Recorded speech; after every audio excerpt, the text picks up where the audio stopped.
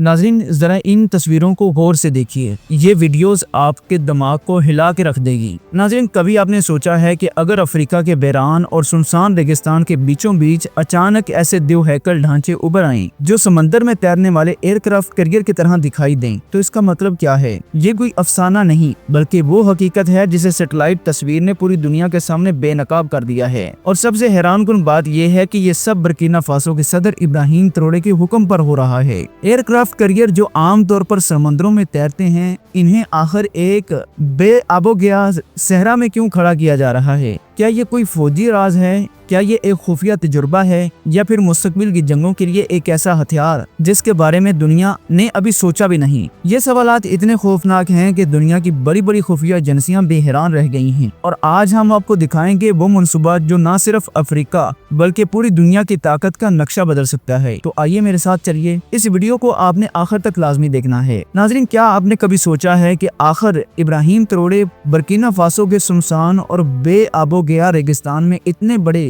जंगी दो हैकल aircraft carrier जैसे ढांचे क्यों खड़े कर रहे हैं? ये कोई आम बात नहीं बल्कि दुनिया के लिए एक निहायत अजीब और हैरानकुन राज है। सैटेलाइट तस्वीर में जो मनाजर सामने आए हैं उन्होंने सबको चुका दिया है। और आप गौर करें तो ये ढांचे बिल्कुल एयरक्राफ्ट कैरियर जैसे दिखाई देते हैं। और एयरक्राफ्ट कैरियर का मतलब है कि एक तैरता हुआ जंगी अड्डा जिस पर रनवेज हों, कंट्रोल टावर्स हों, मिसाइल सिस्टम्स हों और वो पूरी ताकत मौजूद हो जिससे कोई भी मुल्क लम्हों में तबाह किया जा सकता है। लेकिन असल सवाल ये है कि एयरक्राफ्ट कैरियर तो समंदर में तैरने के लिए होते हैं, तो फिर इब्राहिम ट्रोरे ने इन्हें पानी की बजाय एक खुश्क और सुनसान रेगिस्तान में क्यों बना रखा है? ये सिर्फ कोई तमीर नहीं बल्कि एक ऐसा राज है जिसने दुनिया भर की खुफिया एजेंसियों को हिला के रख दिया है। और आज की वीडियो में हम इब्राहिम ट्रोरे के इसी मंसूबे पर बात करेंगे, लिहाजा वीडियो को आखिर तक जरूर देखिएगा। तो दोस्तों, इब्राहिम ट्रोरे और चीन ने मिलकर सहारा के रेगिस्तान में एक नया और हैरानकुन मंसूबा शुरू किया है। इस मंसूबे का मकसद बुर्किना फासो को एक ताकतवर मुल्क में बदलना है ताकि कोई भी आलमी ताकत अफ्रीका की सरजमीन को कमजोर न समझे। इस मकसद के तहत इब्राहिम ने चीन के साथ मिलकर एक ऐसा एयरक्राफ्ट बनाने का मुआहिदा किया है जो दुनिया के जदीद तरीन टेक्नोलॉजी से लेस होगा।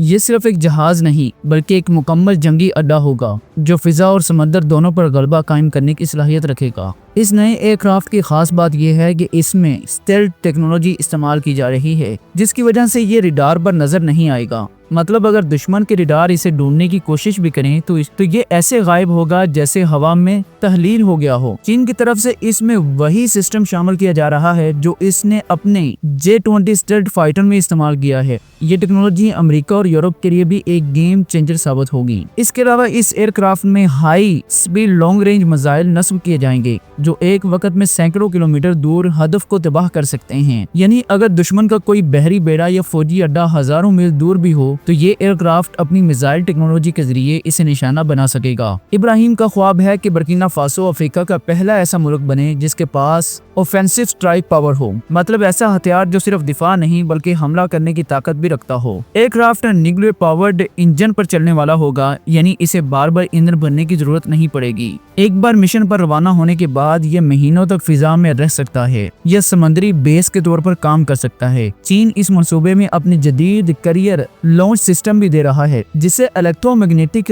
कैरेपेट कहा जाता है। इसकी मदद से जहाज के डेक पर खड़े लड़ाका तैयारे चंद सेकंड्स में फिजा में उड़ सकेंगे। ये वही टेक्नोलॉजी है जो आज सिर्फ अमेरिका के पास है, मगर इब्राहिम ट्रोरे ने इसे बुर्किना फासो के लिए भी मुमकिन बना दिया है। दोस्तों, सबसे हैरानकुन बात यह है कि इस एयरक्राफ्ट के ऊपर डिटेक्टिव एनर्जी वेपन्स यानी लेजर गन्स भी नस्ब किए जाएंगे। ये लेजर गन दुश्मन के ड्रोन्स और मिसाइल को हवा में ही तबाह कर देंगे। मतलब अगर दुश्मन ने हमला करने की कोशिश भी की तो ये एयरक्राफ्ट पलक झपकते ही मिसाइल को खत्म कर देगा। ये टेक्नोलॉजी मुस्तकबिल की जंगों के लिए सबसे मोहलक समझी जाती है। अब सोचें, जब बुर्किना फासो जैसे छोटे मगर बहादुर मुल्क के पास ऐसा एयरक्राफ्ट आ जाएगा जिसमें लॉन्ग रेंज मिसाइल और stealth nuclear engine, electronic launch system शामिल होंगे और लेजर गाइडेड मिसाइल सिस्टम शामिल होंगे, तो फिर अफ्रीका की तस्वीर बदल जाएगी। ये सिर्फ एक जहाज नहीं बल्कि एक उड़ता हुआ किला होगा। और यही ख्वाब इब्राहिम ट्रोरे ने देखा है कि उसकी कौम अफ्रीका में सबसे ताकतवर हो और दुनिया के बड़े बड़े मुल्क भी इसके फैसलों को संजीदगी से लें। दोस्तों, इसके अलावा इब्राहिम ट्रोरे और चीन एक और जबरदस्त मंसूबे पर बात कर रहे हैं और वो ये है कि बुर्किना फासो में एक हाई स्पीड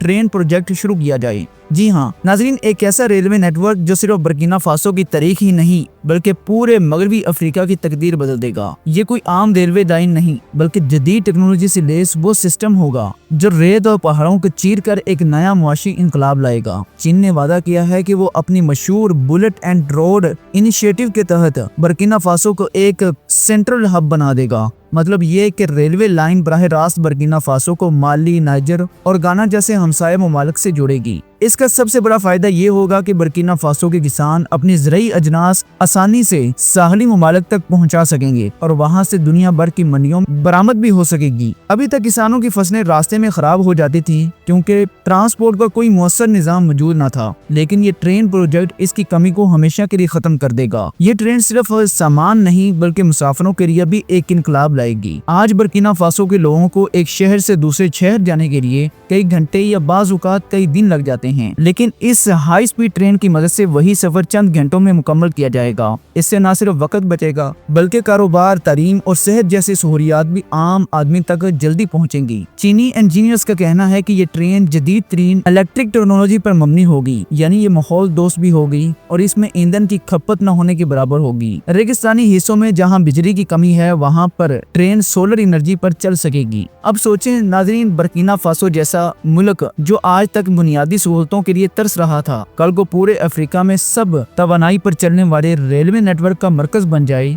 सबसे दिलचस्प बात यह है कि इब्राहिम ट्रोरे ने ऐलान किया है कि ये ट्रेन सिर्फ बड़े शहरों तक महदूद नहीं होगी बल्कि छोटे देहातों तक भी पहुंचेगी। इसका मतलब ये है कि वो किसान, मजदूर और तुरबा जिन्हें आज घंटों पैदल चलना पड़ता है, कल को महज ट्रेन के जरिए सीधे दारुल हुकूमत वागाडुगू जा सकेंगे। ये न सिर्फ बर्किना फासो की मईशत को मजबूत करेगा बल्कि समाजी इनकलाब भी लेकर आएगा। नाज़रीन, माहिरीन का कहना है कि अगर ये मंसूबा कामयाब हो गया तो बर्किना फासो अफ्रीका का रेलवे दिल कहलाएगा। यहाँ से निकलने वाली पटरियाँ पूरे मगरबी अफ्रीका को एक दूसरे के करीब ले आएंगी, तजारत बढ़ेगी, रोजगार के मौके पैदा होंगे और सबसे बढ़कर बर्किना फासो अपनी जोग्राफियाई अहमियत की वजह से एक नए ताकतवर मुल्क की शक्ल इख्तियार कर लेगा। नाज़रीन, इसके अलावा चीन इब्राहिम ट्रोरे को एक और अनमोल तोहफा देने जा रहा है, वो ये है मॉडर्न ड्रोन टेक्नोलॉजी। जी हाँ, वही ड्रोन जो आज की जंगों का सबसे बड़ा हथियार समझे जाते हैं। दुनिया के बड़े बड़े मुल्क अपनी फौजी ताकत में ड्रोन्स को मरकजी हैसियत दे चुके हैं और अब ये ताकत बर्किना फासो के हाथों में आने वाली है। चीनी माहिरीन के मुताबिक ये ड्रोन्स न सिर्फ निगरानी के लिए इस्तेमाल होंगे बल्कि